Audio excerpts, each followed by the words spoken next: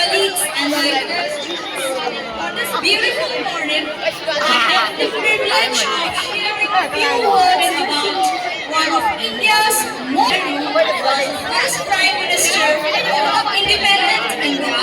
He was born on 14th November 1889 in Allahabad, Uttar Pradesh. Thank you.